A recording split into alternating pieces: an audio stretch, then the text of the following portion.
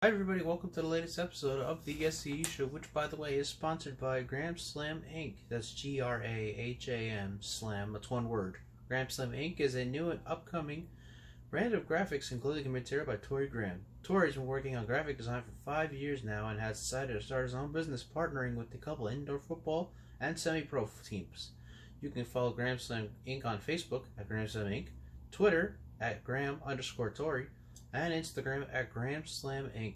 Contact Graham Slam Inc. for all your graphic design needs today. Very good stuff. Shout out to Tori Graham for the sponsorship. Really appreciate it. Alright, let's get started here. We got episode number 21 of the SCU Show. Whether you're listening to us on the Anchor Podcast, Spotify, we're on Spreaker, Stitcher, we're on YouTube. If you're watching this Twitter segments, I appreciate you watching. Sponsored again by Graham Slam Graphic Inc.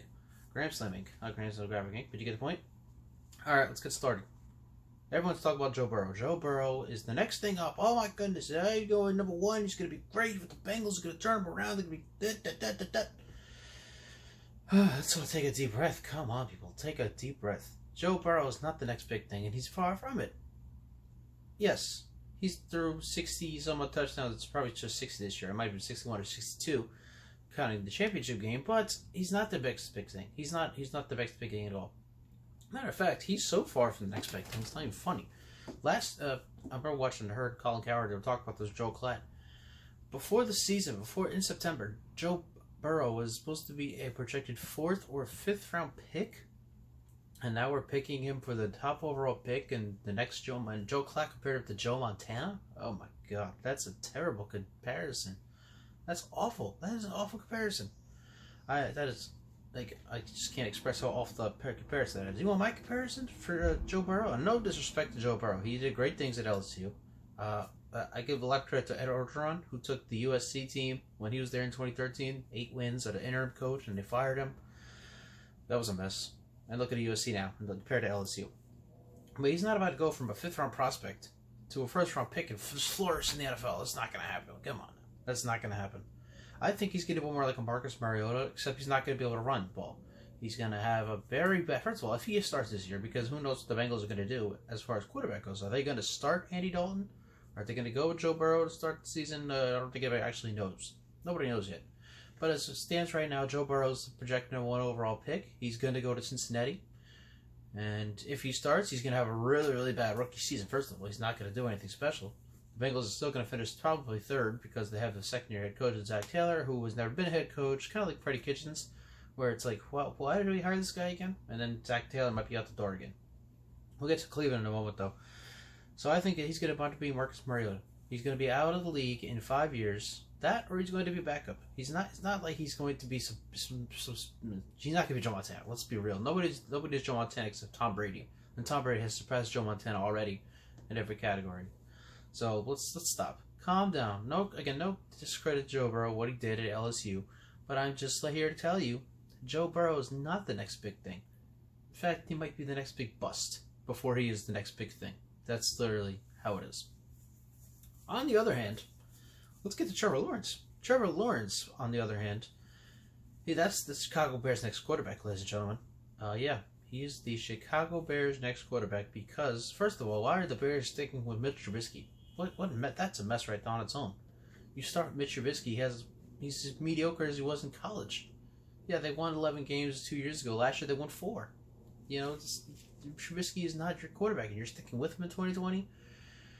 Good luck to the Bears. Good Lord. You have Kirk Cousins in his final deal. You have Matt Stafford come back healthy with Kenny Galladay, who was the leader with touchdowns, and you have Aaron Rodgers. Who's Aaron Rodgers? Come on. And you're sticking with Mitch Trubisky. Good for you. So, with the way I see it, first of all, we'll start with Trevor Lawrence. We'll get back to that. He has lost in the last 4 calendar years, 2017, 2018, 2019, and 2020. That's 4 calendar years, I'm counting it. He's lost 2 games. 2 games, that's it. That's all he's lost is 2 games. He has been a special talent since he was in middle school. Guys talk about him in high school about how he's the next big thing. He also, another thing I like about Trevor Lawrence is that he can run the football, which is the future of the NFL. You know, you see Russell Wilson run the ball, you see Aaron Rodgers, Dak, all these quarterbacks running the ball. That's the future of the NFL right there. So Trevor Lawrence is going to fit real nice in that category. And as far as the Bears go, yeah, they're going to finish with the worst record in the NFL, I predict. Worse than Cleveland, worse than the Giants. worse than the Bengals. Yes, I'm seeing it right now. I see the Bears finishing the worst record in the NFL. They get the top overall pick. And if the Bears aren't stupid, they'll take Trevor Lawrence. Because you know Trevor Lawrence is going to come out after this season, declare for the 2021 NFL Draft. And he's going to be the top overall pick. Everyone's going to love him. Everyone's going to want him. And that's the way it is. Don't be stupid, Chicago. Get rid of Trubisky after this year. I don't know why you're sticking with him in the first place, but get rid of him after this year. Go with Trevor Lawrence. Outduel Aaron Rodgers in Green Bay. Win the NFC North. Simple as that. And then when Aaron Rodgers retires, you dominate the NFC North because Kirk Cousins will be gone. You don't know who the next quarterback is in Minnesota. You don't know who the next quarterback is going to be in Green Bay. And how long is Matt LaFleur going to have success that he has right now? And the Lions are the Lions. They've been around almost 80 years. Almost 90 years, actually. Man, has yet to win a Super Bowl. So if the Bears are not stupid, they will go with Trevor Lawrence, first overall pick, 2021 draft, even if they have to trade up. That is their guy. Trevor Lawrence is the next Chicago Bears quarterback. I can't wait to see it. Can't wait. It's going to be fun. It's going to be great to see Trevor Lawrence in the Chicago. I tried to get a Photoshop of it, but nobody can get me a Photoshop of that picture. Trevor Lawrence in the Chicago Bears uniform. Would have been real nice to see before the show. Perhaps we'll get it another time from somebody. Alright, let's keep moving forward. We keep looking forward on this episode of the SCU Show, by the way. We're keeping look forward right now. We're switching to Lamar Jackson. Everybody loves Lamar Jackson. I love Lamar Jackson. I love Lamar Jackson of Louisville. I was happy that the Ravens picked him 32 and then obviously took over Joe Flacco last year and did good things, and then this past season that they just ended to last week, Lamar Jackson had an MVP year. But I'm here to tell you Lamar Jackson needs to get better. I mean, come on. Yeah, he had obviously the running thing really worked out for him. He had over 200,000 rushing yards. Good for him. Single season record. That's awesome. He needs to get better at his passing, though. And I'm here to tell you that because I looked at his stats. He averaged about 204 yards a game through the air. Like, that's not good. That's really not good at all. And he was sacked 23 times, so you know he has to be much more careful in the pocket, too. 23 times sacked. And in each of the 2 playoff games that he faced, the Chargers and the Titans respectively, he had 3 turnovers in each of them. So it's 6 turnovers in 2 playoff games. What I think it is with Lamar Jackson is he's treating it like it's a playoff game. Like he's like, oh, this is so much more pressure now. And really, you can't treat it like that. You got to treat it like a regular season game. Like you're going in there just to win the game. Obviously, Lamar Jackson's all about the Super Bowl, getting to the Super Bowl, which is fine. You should be, especially in the postseason. But you need to calm down. Like before, I saw that one play where he run out of bounds and he got hit or something. He went after the guy, went to the Titans guy. You have to calm down, calm yourself down, treat it like a regular season game, and maybe then Baltimore will win a playoff game. Until then, and again, the passing thing needs to work too, because you can't be averaging just over 200 passing yards a game and expect to win playoff games. It's not going to happen. Just not going to happen. Alright, staying in the AFC North and moving forward here, the Cleveland Browns have hired Vikings offensive coordinator Kevin Stefanski as their next head coach. They signed him to a 5-year deal. And of course, everybody should know at this point, it's not going to work. First of all, Kevin Stefanski's offense with Kirk Cousins, who's pretty good. I think he'll get another deal. Maybe not Minnesota, maybe somewhere else. Stephon Diggs and Adam Thielen, 2 of the top receivers in the league, scored 10 points in a playoff game. And right that day after they lost their playoff game, the Browns signed him to a 5-year deal. So you go for Stefanski, he's going from Kirk Cousins, Stephon Diggs, and Adam Thielen to Baker Mayfield, who led the league in picks, who has more commercials than he has touchdown passes, Odell Beckham Jr., who has an arrest warrant out for himself. Wow, he's more of a celebrity at this point than he's an athlete. He should join Hollywood probably, and Jarvis Landry, who's a diva himself. This is going to last 2 years. That's what I'm giving. I'm giving it 2 years, and that's it. And next year, I even see Cleveland doing worse than they did this year. You would think they'd do better without Freddie Kitchens. You think they'd do better with somebody else. But honestly, I don't think they're going from 6-10 this year. I think they're going to 5-11. That's what I have them going this year. I'm going 5-11 2020. They'll be 3rd in the AFC North just because who knows what the Bengals are doing. And their head coach is not a head coach. And they might start Andy Dalton, be bad again, whatever. See what AJ Green see what happens with AJ Green. But I see Cleveland going 5-11 2020, and I see Stephon Kevin Stefanski out the door in Cleveland in just 2 years. I don't see him lasting any longer than that. All right, and so that's that. So Cleveland, don't calm down about Kevin Stefanski. Not going to work. It's going to be really bad. It's not going to be bad. It's going to be okay, but it's not going to be, definitely not going to be good enough. Obviously not. All right, let's look forward. College football, by the way, congratulations to LSU winning the championship game to beat Clemson pretty handily. I was kind of surprised how much they won by. They won by 17, I think. I was surprised by that. I thought Trevor Lawrence would have kept it closer, but he had a couple mistakes here and there. He got hurt, whatever the case may be. But now it's time to look forward to next year. I'm looking forward to the 2020-2021 college football season. There are 3 things right now I'm going to tell you that I'm looking forward to seeing. Number 1 is Spencer Rattler. He's the next Oklahoma quarterback. I saw videos on this guy. My lord. He's amazing. He has very great arm, very good precision. He looks like the next man up.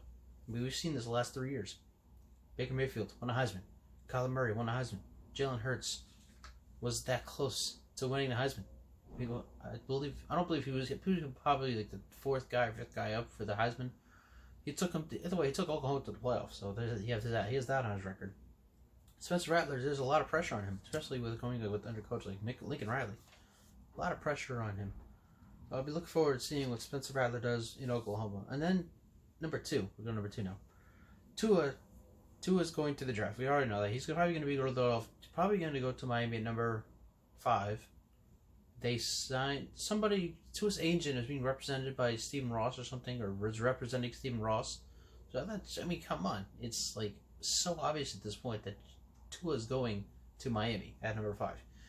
However, back in Alabama, you have his brother Talia Tagovailoa. Is he going to start? I think so. I don't think you're going to start Mac Jones. Yeah, Mac Jones, won you a bowl game against Jim Harbaugh, who has never won a bowl game in his 6 years at Michigan. Good for you. He's Talia. I'm hoping that Talia Tagovailoa is the next Alabama quarterback, and he follows in his brother's footsteps. He's going to be another high draft pick in a couple of years, maybe 2022, 2023 draft.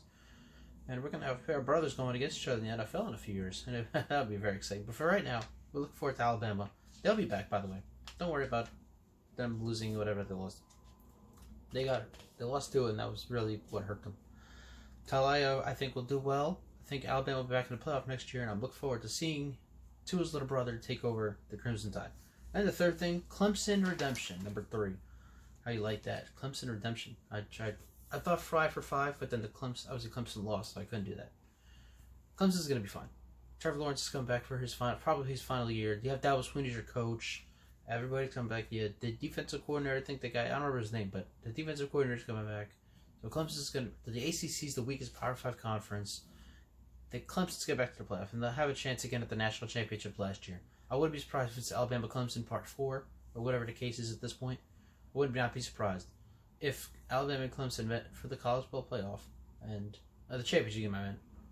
I wouldn't be surprised if Clemson is back on top on January 11th, 2021. Would not be surprised. And with that, those are 3 things I'm looking forward to this college football season. The next one, Spencer Rattler, next Oklahoma quarterback, he's going to do great because Lincoln Riley and Oklahoma's success the last few years. Clemson Redemption's number 2, but you get the point. Clemson, I think, will win the national championship as of right now next year. And Tua's little brother taking it all to Alabama. Very exciting. Going to be very exciting. All right. We've done this every week for the last 18, 19 weeks now. SCU, we had the SCU season 7 during the season. We brought it down to the final 12. The Elite 8 last week. And this week we're doing our final 4. The SCU. Let's start here. We'll do the SCU final 4. Number 4, Tennessee. Ryan Tannehill? Really? I don't understand. I mean, obviously, I think the whole thing goes to Derrick Henry and, by the way, Logan Ryan, because he picked off Tom Brady and intercepted his pass for the touchdown to seal the game in New England. I think it's all Derrick Henry. I don't think that Tennessee can get past Kansas City, though, because they don't have the right quarterback. Ryan Tannehill. Could you imagine Ryan Tannehill in the Super Bowl? I don't think anybody wants to see that, especially with the NFL's 100 season. So Titans at number 4, even though I do give all the credit to Derrick Henry. Number 3 is Green Bay. I still don't trust Aaron Rodgers.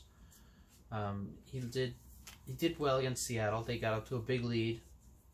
Aaron Jones had a couple rushing touchdowns, but they're still number 3 on my Final Four. Number 2 is San Francisco. Look at the great defense. Nick Bosa is going to win the Rookie of the Year. I don't think there's much debate about that. And you have Jimmy Garoppolo, of course, done. Who's, by the way, I keep saying he's shut me up. He has absolutely shut me up. He continues to shut me up. It's just absolutely nuts what the Niners are doing. They're number 2. Number 1, Kansas City. I think Kansas City is going to win the Super Bowl no matter who gets to the Super Bowl. I think they'll beat the Titans handily this weekend. They'll get to the Super Bowl, represent the AFC. Patrick Mahomes is going to get his ring in the year number 3. I think that's it. Obviously, you have Travis Kelce. You have Damian Williams is a really nice running back. I do like him. You have Tyreek Hill. I mean, Andy Reid's your coach. Obviously, you're going to have success, and I think this is the Chiefs' year.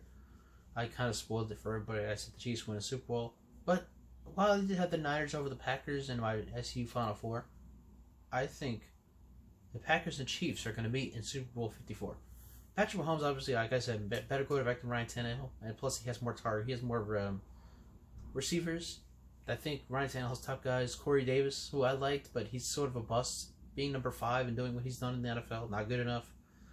And again, I said this last week for Baltimore. All Baltimore had to do was stop Derrick Henry, and they couldn't. Kansas City, come on, don't be Baltimore. Stop Derrick Henry, win the game, get to Miami. And while I don't trust Aaron Rodgers entirely, while he did well against Seattle, I still think about that game against Detroit.